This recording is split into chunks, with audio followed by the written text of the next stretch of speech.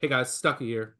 If you ever wanted to try the best version of the Action Network app, well, now is the perfect opportunity to do so because we have a special offer to celebrate the month of March and the NCAA tournament. You can get pro access for just $9.99 for the first month.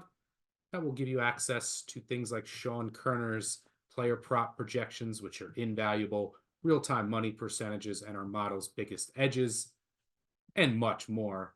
All you have to do is head over to actionnetwork.com/madness. That's actionnetwork.com/madness and get there before the deal expires. Cheers. All right, let's move on to the ACC. This will be played. It feels weird. Look, for this to be played in DC. DC, yeah, I don't get it either. Should be in Greensboro. ACC 14-team bracket kicks Yeah, off it's a mess. Tuesday. Whole league's a mess. The bracket's a mess. Yep. Kicks off Tuesday, goes till Saturday. Top 4 seeds get a double bye to the quarters on Thursday. Seeds 5 through 9 get a bye to the second round on Wednesday. Playing first round games, Notre Dame, Georgia Tech. Two teams that are playing better of late. Should be an interesting game. NC State, Louisville, and BC, Miami. Miami goes from the Final Four to the 14 seed in the ACC tournament.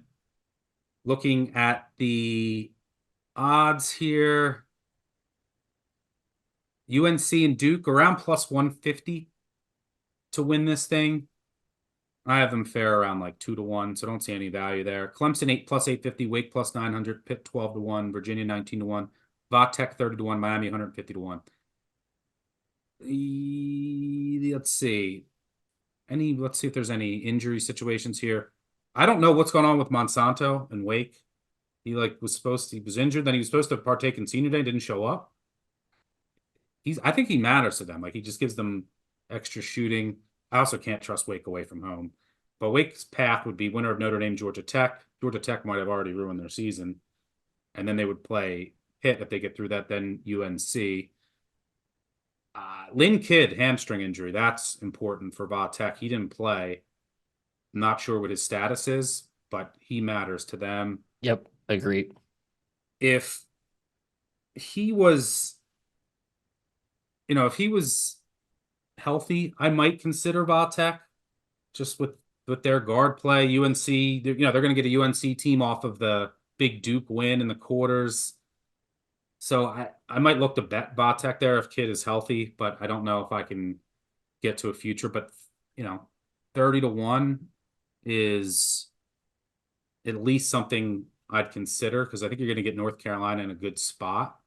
And I still think teams are a little bit still due to make some threes against North Carolina.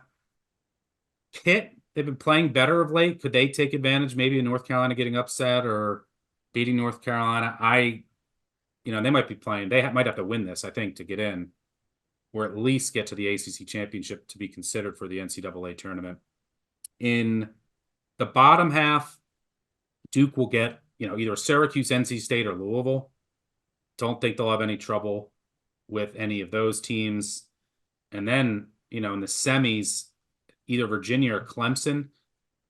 Clemson, I want no part of Virginia. We just saw Virginia get destroyed by Duke. Their offense stinks. Clemson's definitely intriguing. I think Clemson would beat Virginia. They should have won or lost at the buzzer at Cameron against Duke, and they split with North Carolina. Lost one at UNC, which they never do, and then they lost at home and they shot, I think, 1 of 19 from 3. So I think that Clemson is the third best team even though they're the 6th seed. Yep, I would agree with that. When especially if it's not home Wake Forest. So I think Clemson is definitely worth a look. The only lottery ticket I can get behind, and this is just a Powerball, like 200-1 Miami. Yeah. I don't know. Nigel Pack, I don't know what his status is, but they've been hurt all year. Obviously have a ton of talent, with Poplar, Pack, George. This is a team that made a Final Four run They are well coached. I think they just quit. Yeah, This team went to the Final Four, and then they just were like, all right, we're not going anywhere.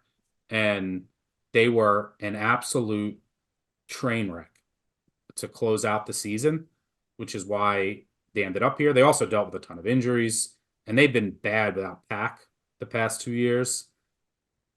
Even though he doesn't play much defense, he's huge offensively. But they lost 9 straight to close the year, including a sweep. They got swept by BC, who they will start with. So they could go whimpering out again. But this is a team that, like, their path on paper. This is their path on paper. BC, Clemson, and Virginia to get to the semis. I mean, it's not right. No, exactly. I had this written down too. It's like their path is seducing me into like, oh, this could easily be like a last year rerun. It's like, yeah, path wise, situationally, but I they actually don't have kind of much of had, a bench, which is worrisome. They're yeah, like yeah, yeah, to five go and 5 days, deep. and they've been dealing with injuries. But a Powerball ticket, sure. And then if they win those 3, they get to the semis against Duke. Like, they're going to get like their mojo back with all that talent. They, it's worth a couple dollars. I agree. I think it's couch change consideration. I actually gave Florida State similar consideration for the same angle. Like team, so we actually heard some of the NIL stuff at Florida State this year. Like a couple kids like sat out practice, something like that. Like I think Florida State, like Miami, big NIL deals, a lot of talent, underachieved, could easily see a flip switch here. And Florida State at least has to win one less game. But the problem is that their matchups are, Virginia Tech and UNC. I know UNC's in a tough spot, but I actually like the Miami path better than Florida State, even Miami just won one more game. But those are the two. And the other one just worth mentioning. I think Micah Shrewsbury is 8-0 against the spread in conference tournaments. I know that doesn't mean much, but the Irish certainly played better down the stretch. They've beaten Wake, they've beaten Tech. I think they can outcoach Pitt in that next game. That's the other one that I sort of looked at. But no, I'll just stop myself before I go any further there. Yeah, I mean, Florida State, they they split with Va Tech. They're going to start with Va Tech. The case for Florida State, which I could see, is that you could get Va Tech without Kidd, right? So you And they played benefit. UNC close both times. They had UNC buried at their place. UNC turned on the press and like Florida State had no idea what to do. And then Florida State, I think, was tied with like a minute to go, and North Carolina scored the final 8 or something. Like both those Yeah, final scores are very deceiving. So I kind of like the Florida State UNC setup there in the quarters. yeah, and you're going to get UNC in a good spot. Like it's just like, hey, they might just be a little high and fat and happy after that Duke win. So yeah, there's definitely some. I don't think there's any value in Duke or UNC at like plus 150. Like, I mean, Yep, I agree. just wait until the championship, and then play It's one of the also teams that worth have noting Pitt. here. It's funny that both Wake and Clemson have shorter odds than Pitt and Virginia, who have to win one less game. So like, Yeah, kind of just shows you what the market opinion is of both Virginia and Pitt. And I think I would agree on Virginia. Pitt, I'm actually a little more of a believer in, but still, I think the odds are actually right to price those inversely, I guess. yeah, I would agree. Pitt. 12 I to mean, 1. Pitt could win this, but they just need good Hinson to show up and go nuclear for a couple games. I did go back. I looked. I think it's been over a decade, and I probably should know the other big tournaments too, that a non-top 4 seed has won. So just part of me is like, out of principle, like maybe it's worth doing a 2-team portfolio of Pitt and Virginia with the really nice odds that you're getting for teams that are in a favorable spot in the bracket. They only have to win 3 games. It's still Tony Bennett. Like maybe there's a shot making light bulb, but I still think they're toast. So I don't know. I went back and forth on those two as well, but 150 to 1 Miami. Worth some change. Yeah, I think it's worth some change. I didn't see much else here though. I really didn't. I agree. I didn't see much. I mean, Syracuse is like maybe there's some Jim Boeheim tournament magic, but again, it's a conference tournament. The teams know each other, and it's Red Autry, and they're not playing as much zone, right? They're playing, I think, more recently, and their draw is tough, right? I think Duke's the last of the 4 top seeds you want to see for sure coming out of that second shoot. So I crossed them off my list as well. 65 to 1, Syracuse.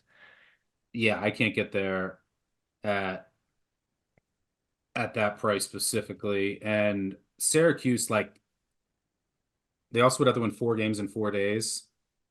They have no bench, Yep. and they have no bigs anymore. I mean, they Hey, lost they can Benny pull out Williams they can left the pull out the team. zone. The zone's the ultimate remedy to no bench. Maybe Autry digs into the Jim Boeheim bag of tricks That would be interesting. for a magical ride. Yeah, they are. I mean, they've played zone, I think like 20%. Check. Okay. What do you look? I'm trying to isolate. I need to have like a zone versus man by game. I was trying to get those splits broken out because I know they were playing more in certain. They're playing zone 20 on the season. They played zone 20% of the time Okay, versus so that's synergy. high, but not what it usually is, right? Yeah, I mean, against Louisville, they played 35 I zone played a lot against Louisville. defense Yeah. possessions and Yep. 21 man. Against Vatek, it was 63 man, no zone. Okay. Um, Against North Carolina, they played 58 possessions of zone, 5 man. Um, And won that so game, correct? That was so that was good, yeah. right? That was the February Um, 13th. Yeah. Okay. so yeah, maybe that makes Sarah that maybe that's a I think Autry should look at what his former boss did so well in these tournament formats historically and try and dip back. I think that would just be a wise decision. Why not? Let your talent on offense see where it takes you and then try and be smoke and mirrorsy on defense. let me see how. Yeah, so I mean, I assume NC State's going to beat Louisville. Yes, but yeah, man, NC State, that's another team that's like you can get seduced by the talent, but they've proven nothing to me in any big spots this year. Like nothing. um, they haven't rarely seen zone, but they've been good against it. Although Syracuse, I think Syracuse beat NC State twice. They swept NC State during the regular season. Beat them once. Oh no, sorry. No, you're right. You're right. They couldn't stop them. I mean, they put up 87. Jeez, in Raleigh. Is Keats done? I had more hope for him. Yeah, I think so. If not this year, next. I think I've heard conflicting reports on that. Yeah, but Syracuse is just so reliant on like Mintz, Yeah. and it helps when like Chris Bell's had some Chris big Bell, games. Yeah, yeah, he's when he been hits, nice, he's and hitting Starling can go off threes. too. But you're right. You're gonna need Mitz needs to be the superhero, but you're gonna need like Bell and Starling to bring it as well. Like you can't have off nights from with the Yeah, but lack of depth Starling they and have. Mintz, they rely on them. They play so much, like, and then you got to win 4 games in 4 days. Like that's for, uh, a team in Syracuse. That's, I mean, it would be interesting if they start playing more zone, but it's a jump shooting team, so that's a tough ask for 4 games in 4 days. Yeah, you like it One, as a dog, as a flyer, but still, it's not one that you trust even in the opening yeah. round. Let me ask you this before we get out of here. Duke. So they were, everyone was kind of starting to hype them up. And, if you looked at like a lot of their adjusted efficiency metrics since that Carolina loss, they were like playing as like a top 10 team. But if you look after that first Carolina loss, here's who they played: Notre Dame at home, BC at home, Wake at home, Florida State, Miami, the corpse of Miami, Louisville at home, that Virginia disgusting team at home, Yep, NC right. State, and they lost You at Wake. you can't learn anything about UNC and Duke during conference play. That's my opinion. Like I think people overreact in both directions to whatever you thought of Duke going into the conference play. A little different for Duke though, because they had some younger freshmen, so like they had a right to improve and improve quickly. Or like UNC, like whatever you thought of UNC going into conference play, I think you have to have that opinion coming out of conference play. Don't let the watered down league sort of inflate your opinion of Duke. Now, I thought Duke last year, remember they did the same thing, got real hot late. They looked very legit. I argue they just got a tough matchup in Tennessee. Like I think they could have easily gone to made a Final Four run there. This year, I was like, okay, you can see the same trajectory starting to take hold, but this team, I think, just lacks that physicality punch, that rim protector that they're going to really be exposed by in certain matchups. That's what I was just going to ask you. So that was a Yeah, nice matchup. transition. That, you know, this team, I mean, look, losing to Carolina in that spot when Baycott and Davis combined for 18 points and you give up 84. And you know who shined for UNC? It was, Cormac Curry, that's what I call him now, who obviously just went off but you know, Cormac Ryan was great, Harrison Ingram great. These are like older veteran Older, teams. yes. And they out physical Duke. I think Duke is soft. It's Like yes, just it's the same. right. Arizona came in, punked them with older, bigger, stronger guys. I think that's Yeah. a very easy and real kryptonite for Duke. Yeah, which is Agreed. why I don't think Duke has national title. And like games are going to be grinded down. Like if they went up against a Houston, they would just get bullied, right?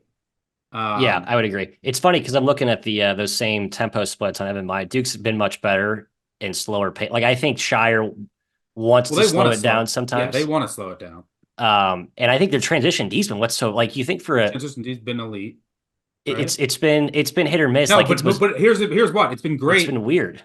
But when they played teams that are really good at getting out and running, they get shredded. They So get tried, maybe yeah, it's Arizona and yeah, UNC. I think those yeah. three are like, okay, well, if you want to make a title run, you're going to play a team of that caliber in transition. Like, so I sort of Arkansas too. Arkansas shredded them. Arkansas. Yep, yep, Who wants to run?